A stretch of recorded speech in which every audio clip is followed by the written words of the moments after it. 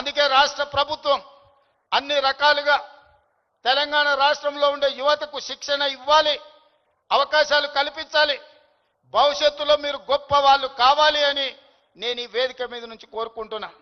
మీకందరికీ తెలియాల్సింది, చరణ్ స్కూల్కి వెళ్ళేటప్పుడు నాకు తెలుసు, ఆ రోజు నేను అనుకున్న చరణ్ రాణించాలి అని. ఈరోజు నేను గర్వంగా ఫీల్ అవుతున్నా. నా కళ్ళ ముందరనే స్కూల్ నుంచి కాలేజ్ నుంచి రియల్ లైఫ్ నుంచి రియల్ స్టార్ లాగా ఫిల్మ్ ఇండస్ట్రీలో రాణించి ఈరోజు RRR ద్వారా ఆస్కార్ అవార్డుని సాధించి దేశానికి ఒక గౌరవాన్ని తెచ్చిపెట్టింది. అది అంత ఆశామాసిగా వారు సాధించిన విజయం కాదు. చిరంజీవి గారి పేరుంటే మనందరం మన ఇళ్లలో జరిగే ఫంక్షన్లకు ఆహ్వానిస్తాం, కానీ ఆస్కార్ అవార్డు మనం ఇయ్యలేం.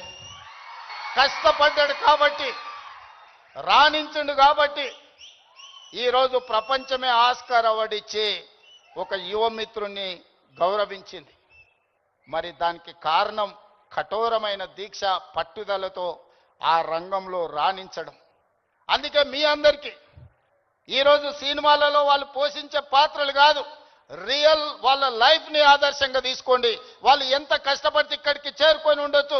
Subscribe us and press the bell icon for more interesting updates.